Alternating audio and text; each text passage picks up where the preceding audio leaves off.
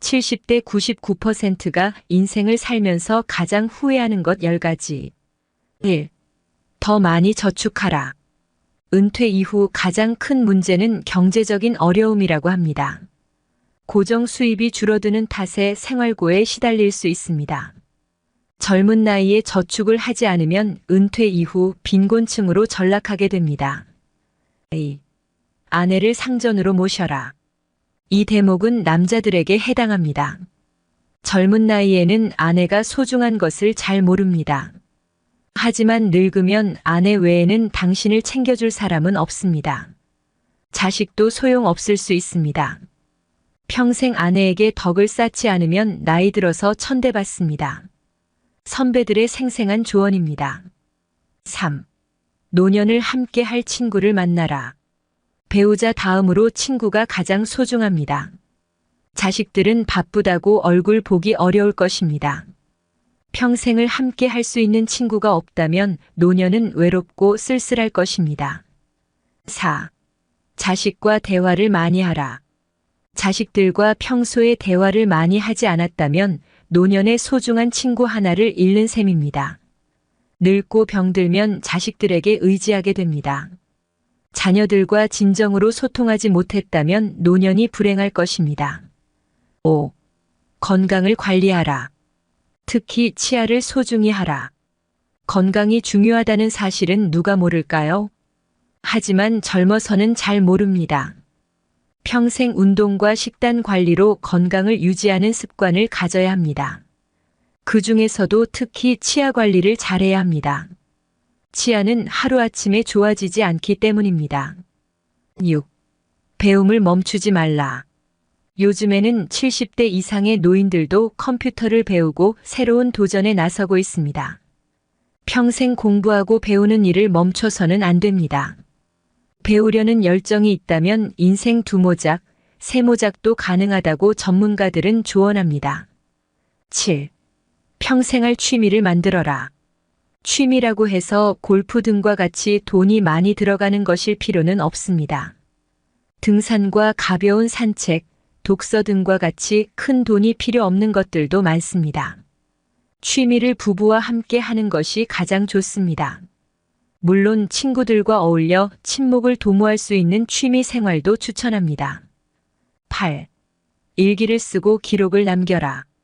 은퇴한 나이에 생각해보면 자신이 살아온 인생이 허무하고 덧없이 느껴질 때도 있습니다. 그럴 때 평생 자신이 걸어온 발자취를 돌아보고 정리하는 것이 필요합니다. 그렇게 하기 위해서는 젊어서부터 기록을 남기는 습관이 요구됩니다. 일기를 매일 쓰라고 말하는 것은 아닙니다.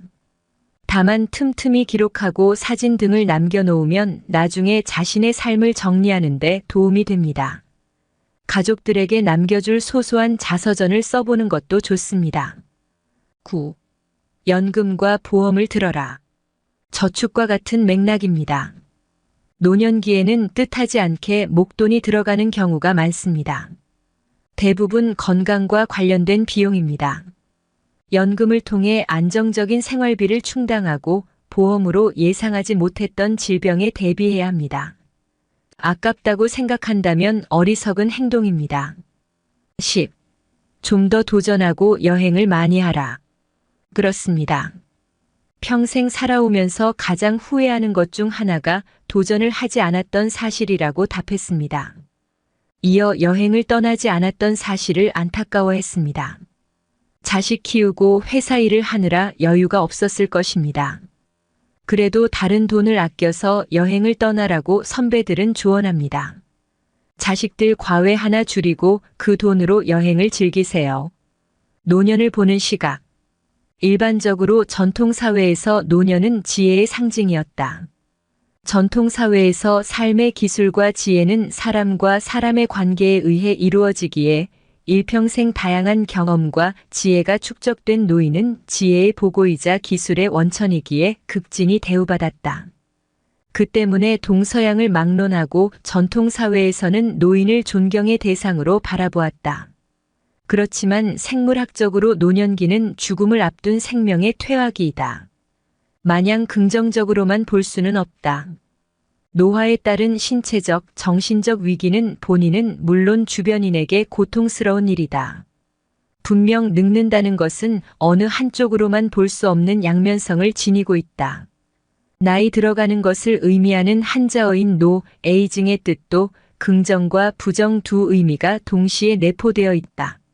노련미, 노익장, 노숙과 같은 단어에서 노자는 오랫동안 경험을 쌓아 무르익었다는 의미를 지닌다. 반대로 노추, 노쇠, 노둔과 같은 용례는 오래되고 낡았다는 의미이다. 노년이 상징하는 바도 긍정과 부정의 인식이 혼재되어 있다. 실제 일상생활에서 노년의 존재, 노년의 역할과 인식, 노년의 삶의 형태 등은 매우 다양하고 질적인 편차도 크다. 나이 들면서 노화에 따른 부정적인 현상들, 예를 들어 신체적 쇠락과 질병, 사회적인 고립과 무력감, 삶의 허무감 등은 정도의 차이일 뿐 누구에게나 닥치는 공통적인 숙명이다. 그럼에도 누구는 노년기에 더 알찬 인생을 살고 건강하게 장수하는 반면 누구는 꽃다운 60대에 요절하거나 고통과 신음 속에서 죽음만을 기다리는 경우를 흔히 볼 수 있다. 그 차이는 기본적으로 나이 들어가는 자신의 모습을 긍정적으로 받아들이느냐 아니면 부정적으로 받아들이느냐가 중요한 변수로 작용한다. 한 예로 고대 그리스 시대 아리스토텔레스와 소크라테스는 노인들을 쓸모없는 존재로 바라보았다. 반면에 플라톤은 지혜의 보고인 노인들이 일정한 사회적 역할을 할 수 있는 것으로 바라보았다. 플라톤은 그의 책 국가에서 그리스 신화에서 위대한 사냥꾼으로 알려진 케팔로스의 입을 빌려 소크라테스의 부정적인 노년인식을 비판하였다. 소크라테스가 자기가 늙어 가족에게 무시당한다고 불평하면서 그 이유가 모두 늙었기 때문이라고 하자 플라톤은 나이 탓이 아니라 성격 때문이라고 하면서 다음과 같이 말하였다. 소크라테스 선생, 사람 됨됨이가 반듯하고 스스로 만족할 줄 알면 늙어가는 것도 가벼운 짐에 불과하다오. 지적은 올바르다. 소크라테스처럼 나이 들면서 겪게 되는 것을 부정적으로 바라보고 나이 탓을 하게 되면 온통 불평불만 뿐이다. 나이 들어가는 자기 존재 가치도 발견할 수 없게 된다. 반대로 나이 듦을 바라보는 관점을 바꾸면 나이 들면서 겪게 되는 변화와 증상들을 전혀 다른 의미로 받아들일 수 있다. 한 발 뒤로 물러나 나이 들어가는 자기 자신을 바라보자. 과연 나 자신은 나이 듦을 어떻게 보고 있는지,